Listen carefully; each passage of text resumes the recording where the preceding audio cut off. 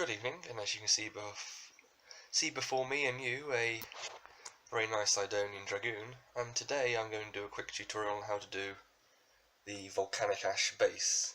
This is my current base for my Skitarii models I'm doing.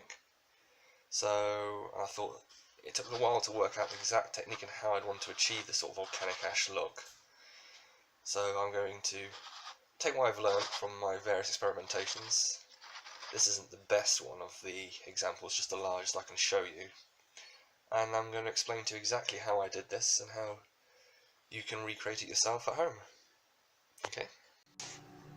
Right, unfortunately the sound didn't pick up on this clip and a lot of other things went wrong, but I'm going to try and talk you through how you should do them, not necessarily how I'm doing them in this clip. What you're supposed to do is mix about 1 part PVA, 1 part water, 2 parts snow, much like in the snow terrain we did, then add black paint to it to completely blacken it up. Unfortunately I forgot this step and started pasting it straight onto the base, and you can see here I remember quickly and mix it in, but I think this actually demonstrates how to do it much better, just the idea of completely covering the base with the blackened snow flock, and it will give a similar effect, this sort of very fine grain texture, which is what you want to achieve with this. And you see also there I'm adding a few extra bits of snow flock just to bulk it out a bit more, and you can kind of do this, go back and forth, adding various things on the base, especially on this size. Smaller bases it makes more sense to sort of mix it separately, and I probably would have noticed a little bit earlier and just started again if it was a small base. But this demonstrates the idea of completely covering the base with snow flock and glue mixture. And also, you should probably tell through most of this I've got a terrible cold, so do excuse my sort of blocked nose sounding through most of this video. That's probably why I made the mistake in the first place. Okay. Right, so we have completely dried this out.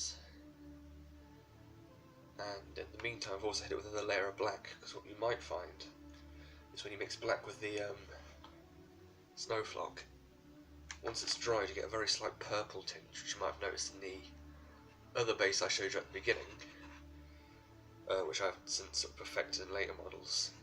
It's just to do another coat of black on top, otherwise you get a very slight purple look.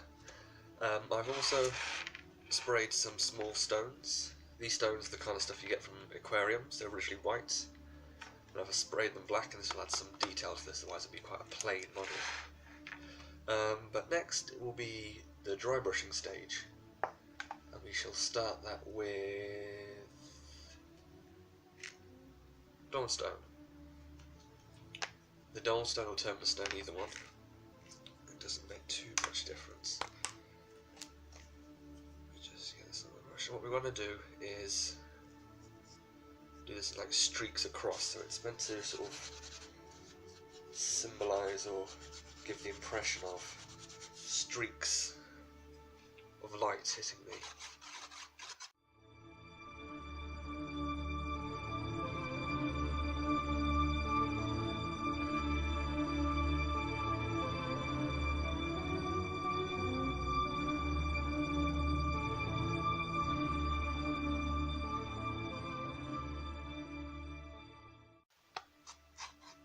There we go.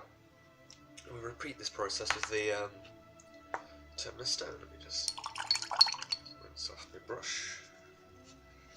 Like I said, ideally what you want to do is wait for it to dry a little bit more, but I've been pressed to try and do this all in the same day, so it's not going to be quite dry as I would like. It shouldn't be too bad, we should still get a good effect out of it. But also if you were doing this, I'd recommend leaving it overnight. That up, and you can see it's much brighter than the grey we've added before. It also add a very slight colour to the whole thing.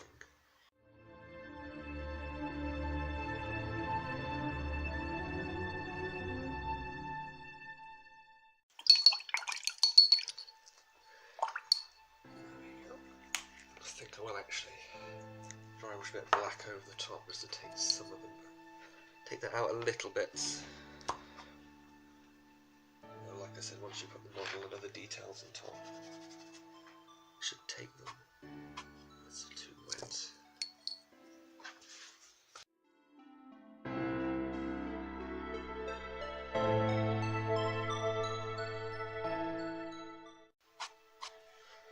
try and make sure we're also all going in the same direction.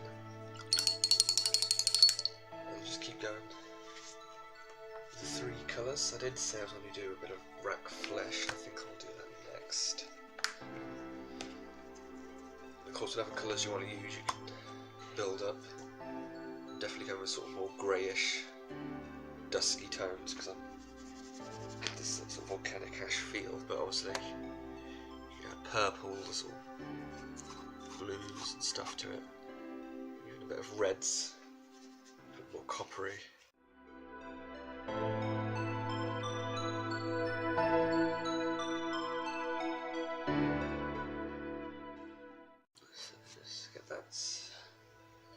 Well, let that completely dry, and then we're moving on to the next phase of attaching these rocks and these grass pieces and really sort of bringing it to life before applying them on.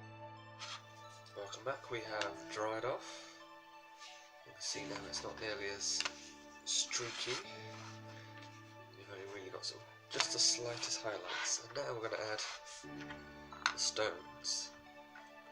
And what you want to do is add them nice little piles, but also sort of separate from one another. You know, sort of imagine the big rocks collecting little rocks, the little rocks kind of.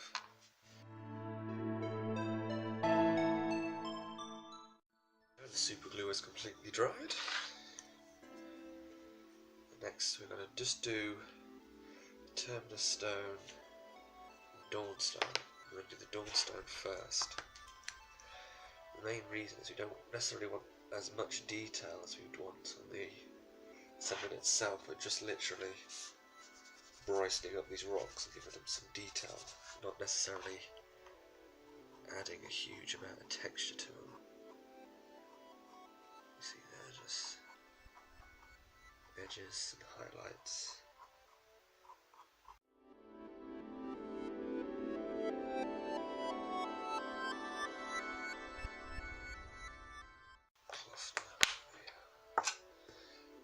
Terminus stone.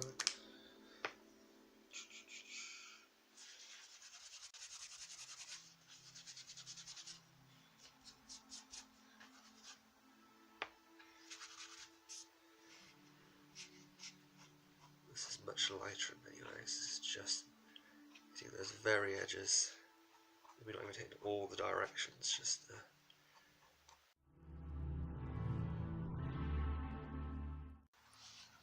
And there we have our rocks.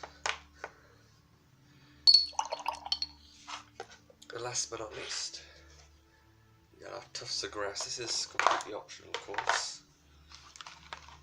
It gives it more depth, and slightly more to look at rather than just all these dusky tones. And these slightly brown ones actually do look quite good. I'm going to go for just a couple, and go for a small one, and a slightly bigger one, and actually a really diddy one. And of course, even though these do have a decent backs, I find super glue is perfect. And I want to add these anywhere you would actually see like shelter or where a plant might actually be able to get a foothold. Come on, there we go. Rather than just sort of out in the open, it would make sense for them to be tucked in a corner like that against a rock. And of course, I'll have a medium one to this side here. Like so. The tiny one I think we'll have just on the inside here. Like so. And there we have it. That is how I achieve the volcanic ash look. And it's a very good technique. Any kind of sort of sedimentary sand, very fine sediment, if you don't want to go necessarily sand, but sort of dry mud and stuff. Varying up the colours, you'll get all those kind of different effects of sand and mud and clay. And just depending whether how sort of matte or bright you make it, depending how sort of wet and dry it looks. But there we have it. I'll get the model for Leslie be on it. And yeah, as you can see here, this is the dune crawler that I'm currently working on. This is what will be sitting on top. And as I said before, the very sort of bright streaks that look quite stark and garish once you have a model with it. And obviously this will be very bright with all the gold and the copper trim we'll be adding to it. It wouldn't look nearly as bright as it did while I was doing it and brushing it up. You see, and I always prefer to do the bases separate to the model, because it's all the underneaths and stuff. You don't want to muck that up, and it just makes it look much crisper and crisper and cleaner. That's what I wanted to say. And there we have it. I hope you enjoyed it, and I'll see you next time. Goodbye.